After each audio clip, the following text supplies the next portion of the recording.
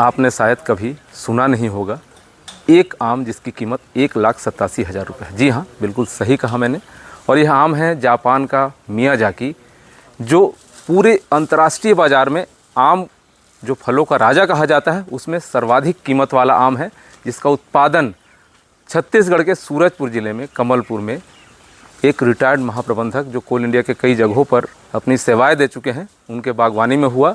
और छत्तीसगढ़ की राजधानी रायपुर में जो एक आयोजित किया गया था फलों का सेमिनार था, प्रदर्शनी थी, वहाँ इस आम की कीमत 1,87,000 रुपये आंकी गई। अब देखना होगा आम का यह उत्पाद आने वाले समय में सूरजपुर समेत प्रदेश के लिए कैसा एक हासिल करता है मुकाम, जो उद्यानिकी में मील का पत्थर साबित हो सकता है। हमारी इस विशेष रिपोर्ट में देखिए doctor Pratap Narayan Singh, Indian Republic News, Chhattisgarh. जी, ये आम जो है मियाजाकी मैं इस साल पहली बार छत्तीसगढ़ में उगाया हूँ और यह आम जो है दुनिया का सबसे महंगा आम है, जिसका मूल्य अंतर्राष्ट्रीय बाज़ार में 2,70,000 रुपये प्रति किलो है। क्या लगता है इसकी आखिर इतनी वैल्यू क्यों है सर? यह आम जो है बहुत ही दुर्लभ प्रजाति का आम है, जो जापान के बहुत ही लिमिटेड जगह में याकोहामा क्षेत्र में मियाजाकी शहर के आसपास इस आम को उगाया जाता है और जिसकी गुणवत्ता जो है उसके पे काफ़ी नियंत्रण करके रखते हैं। और यह आम जो है 2 टेस्ट कैरी करता है। जो आम जो सूर्य के सामने होता है उसमें पाइनएप्पल का टेस्ट होता है और जो आम का पोर्शन पीछे रह जाता है उसमें कच्चा नारियल का पुट रहता है, टेस्ट के पुट रहता है।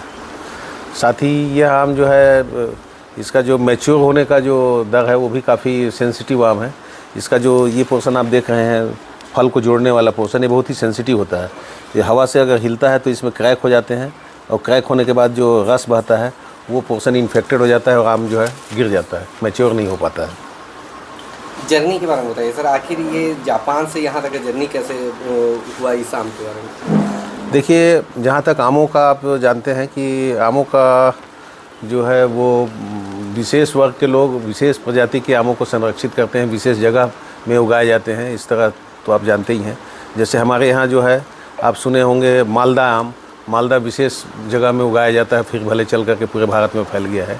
इसी तरह कोहितूर आम जो है वो नवाब सिराजुद्दौला के डायनेस्टी का आम है, जो भारत का सबसे महंगा आम है। एक आम 2,500 रुपये में, हमारा देसी आम है, एक आम 2,500 रुपये तक बिकता है।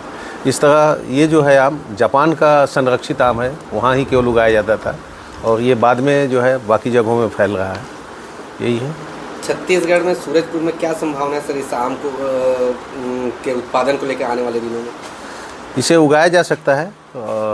बेसिकली ये धारणा है कि जो विदेशी आम हैं हमारे यहाँ नहीं उगाए जा सकते हैं, पर सच्चाई ये है कि आम जो है एक ट्रॉपिकल प्लांट है, जो गर्मी में फल देने वाला पौधा होता है और जो ठंडे देश हैं जहाँ उगाया भी जाता है, जहाँ उन ठंडे देशों में जब आम उगाया जाता है तो वहाँ के गर्मी वाले मौसम में होता है। तो निश्चित ही विदेशी आम उगाए जा सकते हैं और यह भी उगाया जा सकता है। हम लोगों ने तो सफलतापूर्वक उगाया ही। अगले साल हमारे फलन में भी वृद्धि होगी, हम थोड़ा सा सावधानी अच्छा रखेंगे तो इसके टेक्निक के बारे में थोड़ा बता दीजिएगा तो दूसरे लोगों को भी इससे। जी, इसमें जो टेक्निक है वो है कि इसके लिए 2-3 चीज़ बहुत महत्वपूर्ण है। एक तो इसमें जो है इसके फलन के पीरियड में इसको सीधा धूप मिलना चाहिए, सूर्य का प्रकाश मिलना चाहिए। दूसरा कुछ थोड़ा वर्षा और नहीं तो सिंचाई थोड़ा इसको ध्यान देना होगा। जैसे हम लोग का जो देसी आम है अगर उपेक्षित भी रह जाता है तो फल देता है और वो मैच्योर भी हो जाता है, लेकिन इसको थोड़ा सा पानी थोड़ा ज़्यादा चाहिए होता है और थोड़ा ह्यूमिडिटी वाला जगह चाहिए। साथ ही हवा का थपेड़ा और ये सब ना जाए तो ठीक है। हाँ, जब एक चीज़ और मैं मेंशन करना चाहूँगा कि जापान में जब इसे उगाते हैं तो जैसे आप ये समझें कि ये आम है तो ये इरविन प्रजाति का आम है, तो ये पूरा आम कंप्लीट लाल होता है। तो पूरा लाल हो जाए उसके लिए इसे नीचे रिफ्लेक्टर से भी लाइट दिया जाता है ताकि इसे ज़्यादा सूर्य का प्रकाश मिल सके और ये प्रॉपर अपना कलर अटेंड कर सके। आप अपने बगिया में इस प्रकार के कितने पौधे लगाए?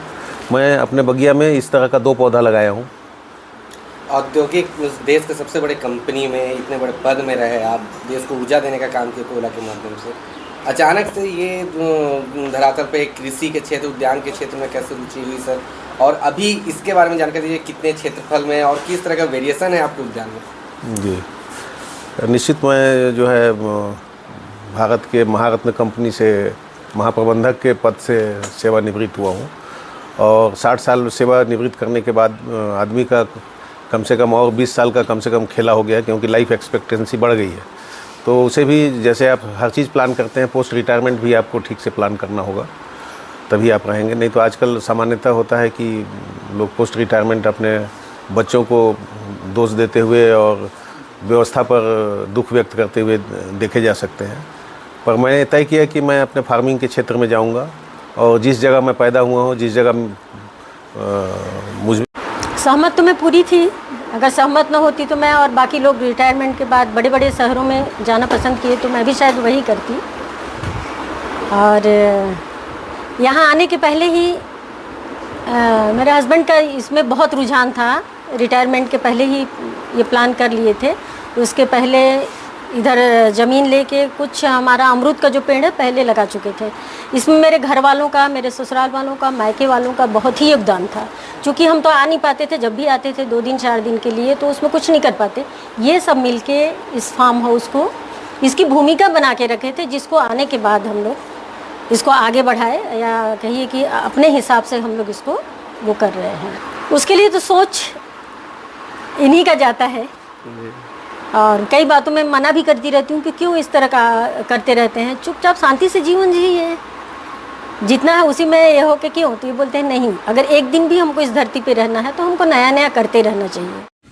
जो जापानी देश से आम पौधा लगाया गया है, यह आम पौधा मियाजाकी किस्म का है और हमारे सूरजपुर जिले के रहने वाले कमलपुर ग्राम के श्री आरपी गुप्ता के जमीन पर यह पौधा लगा हुआ है और गुप्ता जी यह पौधा जापान से लाकर अपने जमीन में 2 पौधे की रोपण किए हैं और हम लोग उद्यान विभाग से यह चाह रहे हैं कि उनसे संपर्क कर इस पौधे का विस्तार अपने जिले के अन्य कृषकों के यहाँ भी कराने के प्रयास करेंगे, जिससे आरपी गुप्ता जी के साथ साथ हमारे सूरजपुर जिले के अन्य कृषकों को भी इस आम पौधे का रोपण कर अधिक से अधिक लाभ मिले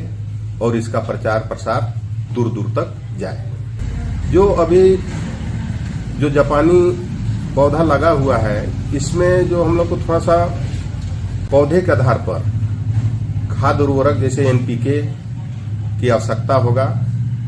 सबसे पहले तो ये पौध के लिए हम लोग को चाहिए कि भूमि का परीक्षण कराया जाए, जिससे कि उस भूमि में संतुलित पोषक तत्व है कि नहीं। तो अगर जिस तत्व की कमी होगा उस तत्व को हम लोग कृषक को पूर्ति करने के लिए बोलेंगे, जिससे अधिक से अधिक पौधे से आम फलन हो।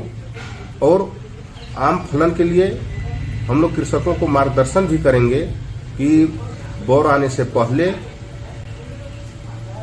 ये आपका पोषक तत्व के लिए हार्मोन्स की छिड़काव, और जैसे आपका हो गया बोडो मिश्रण, उससे तने में लेप और उसका मिश्रण बनाकर छिड़काव पौधे पर किया जाता है, जिससे क्या होता है कि कीट और रोग कम लगते हैं।